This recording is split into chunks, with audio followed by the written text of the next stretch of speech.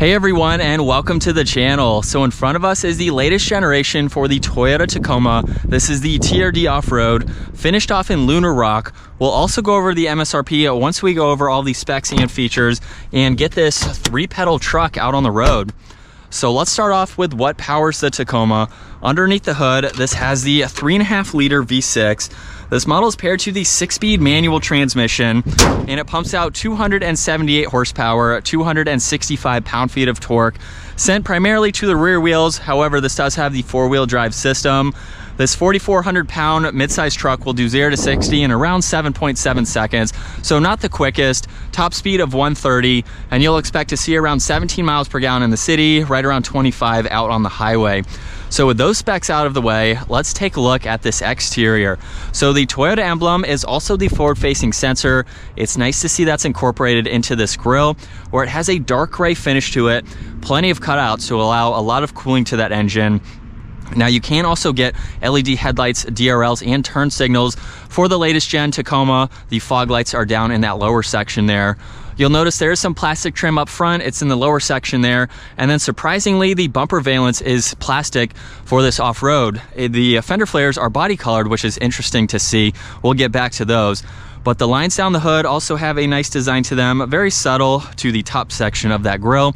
There's skid plates up underneath, of course, where this has right around 9.4 inches of ground clearance. It's pretty capable in the stock configuration here. And then for the off-road, this gets a set of 17-inch wheels with that two-tone design, Bilstein tuned suspension, body-colored fender flares. Well, like I mentioned earlier, on my 2017, the off-roads came with plastic and the sports came with body-colored. So it's nice to see that you can get body-colored for the off-road. It's also on the side mirrors there, of course. Tacoma is finished off in black. This model also has the fender or the mud flaps, both front and rear, and some nice lines that run down the side of the lower door there. Now for the 6-speed manual, you can only get the crew cab with the short bed there, but I think that is the best option to get. It gives you the most, in my opinion. There's also the TRD 4x4 off-road graphic on that side, along with the single exit exhaust, which comes out of the passenger side.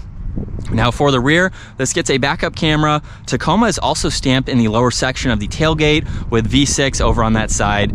This has all of the parking sensors with the body colored end caps. It can even tow right around 6,400 pounds, which is pretty adequate for this smaller size truck. Now taking a look at this shorter bed here, this does have the easy open tailgate, so that will lower by itself. And this does have an optional tonneau cover on it at the moment, so just your preference and what you're using your truck for. But personally, I feel like this is a good size. I've been able to do a lot with my own Tacoma. There's a lot of tie-down hooks, 3-prong outlet, a little bit of storage, so you can pack this full of items, and it's a good option. Now you can get a 6-foot bed on the Tacoma in general, just not with the manual. So this configuration, you get the short bed. For the interior, this has a nice design to it. There's a lot of plastic, but I like the material for the armrest. This has a 6-speaker audio sound system, and you can see this trim piece surrounding the window control there. Now for the back seats, they're actually pretty configurable. You can lift up the bottom on both sides, and this gives you a bay going all the way to that passenger side where you can place in some items as needed. And you can even fold the backrest down where you get some storage here. You get almost twice as much over on that side. Now if you get an upgraded audio, the sub does go back there, so it limits some of that storage, but it's nice to have this along with the hard backing to these seats. So if you lift up the bottom rest, you take out the headrest, and you fold the seat flat, you have a nice area where you can place items and not damage the cloth or the leather, depending on what you have for your interior. And as far as being in the back, I'm 5'10". It's a little bit crammed. A lot of people give the Tacoma some hate for the backseat area. It's not that bad. It's a little bit crammed, maybe for some car seats or something. You get 2 cup holders in the middle there. But I do have a good bit of headroom too. I've been in the back of my own Tacoma. It's a little bit crammed. It's not the most family friendly, but it is doable for a full-size adult. Now this also has the electronic sliding rear glass.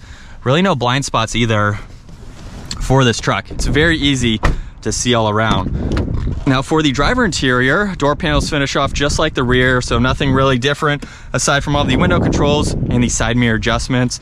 The front seats are automatic, same two-tone design for the cloth, and it's a low truck in the stock form, so it's easy to jump up into. Now, like I mentioned earlier, for this Tacoma, it's the 6-speed manual. You do not get push button. You do get the turnkey. However, with the manual, if you turn on the accessories, and as long as you have the vehicle in neutral, which is right about here, you can also push on the clutch start cancel, so you don't have to have your foot on the clutch in order to start this up. That can be very helpful for off-road situations. But with my foot on the clutch and the brake, let's fire this up. And we can take a look at the gauge cluster where the tach and the engine temperature are on the left side, fuel gauge, miles per hour are on the right side. And then to go through the LCD screen, you use these controls over here where you can see a blank page. There's even a time until rest, so that will pop up depending on your driving. You have some distances along with some trip information, even your miles per hour and your distance till empty. You can pull up the TPMS, you can look at your cruise control as well. And then we even have pitch and roll. So if you're taking this off-road, you can monitor those, which is very nice to have. There's any messages that may appear, and you have a few different settings that you can go into to configure some of that info.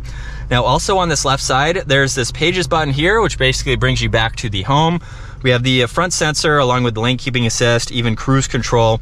On the left side, volume and tuning for the radio, and then all of your Bluetooth controls. Now on this left side, you'll see traction control along with the cargo light, which you can turn on and off. There's the automatic headlights, even the bed or the 3-prong outlet in the bed. And then we have that clutch start cancel button. There's one air vent with some nice trim around it. And that trim works its way to surrounding the center infotainment system, where on the home screen, you can see audio and phone along with a range diagram.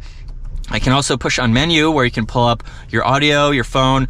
Projection is how you can pair your phone to this system. So this current model does not have nav. You can get nav, or you can use projection with your phone. We have all the seek and track on this right side along with phone and apps. There's even power and volume for the radio, and then tuning. Now underneath that, we have all the climate adjustments nicely laid out, where this has a dual zone system. You will see the temperature adjust along with the fan speed on that small LCD screen. And then you have the rest of the controls nicely surrounding that. This also gets a set of heated side mirrors, and we have the 4-wheel drive system, which you can easily go through. Now underneath that, this has the blind spot monitoring along with parking sensors. This is how you can open and close the sliding rear glass. We have a USB along with a 12 volt, even a wireless charging pad just in front of the shifter, so you can use that as needed. And then with the 6-speed manual, reverses over to the left and up. You'll see that backup camera up here. The red line is about 12 inches, and you have 24 and 36. It's a very helpful system. I really like using that for my own truck. And then this still has the manual handbrake along with 2 cup holders and a little bit of storage, and then plenty of storage in the center armrest. You get a pen holder on the back side, even some auxiliaries, so you can put your cables through them and still charge them. Now Tacoma is also stamped on the glove box, which is a really nice touch, and then there's plenty of room in that glove box too. And like I mentioned earlier, visibility is really not there, or there really is a lot of visibility, really no blind spots, which is nice. And then up top, this does have a sunglass holder, which is pretty convenient to have. You also get the 8-track system along with the locking rear diff, and then the dome lights are on both sides. So now let's go ahead, get this manual Tacoma out on the road. Once I re-geared my automatic, I didn't have that issue anymore. And of course, with the manual, you control what gear you're in. So I think there's positives and negatives to either. I do like my auto, but it's fun to be in this manual. So again, for about $40,000, this midsize truck I think is probably one of the best. Comment down below, let me know your thoughts with the competitors, but this is the only truck where you can get the 6-speed manual. So if you want a manual, you have to get the Toyota Tacoma. And I'm excited for the next generation because the newer model that we're in right now isn't too much different than my 2017. The 3rd gen Tacoma came out in 2016. So it's been out for a little bit of time. It's time for a refresh. We're getting close to a major upgrade for the Tacoma, and I would like to see some of the tech that's offered in the all-new Tundra. I think that would be amazing to see. Now, of course, that's going to add to the MSRP a little bit more. My Tacoma brand new was about $34. So we're getting up there in price, but hopefully there's a lot of cool technology. And as far as this just being a daily driver, I really don't have any complaints with mine. If you want to see one of my complaint videos for my Tacoma, check that out. But right off the top of my head, not a whole lot of complaints.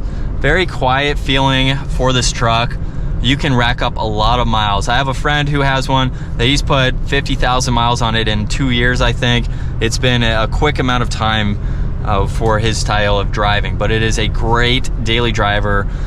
and something that you can rack up miles on. It's a Toyota, so it's going to be incredibly reliable, and I think it's a fun truck. It's definitely fun off the pavement too.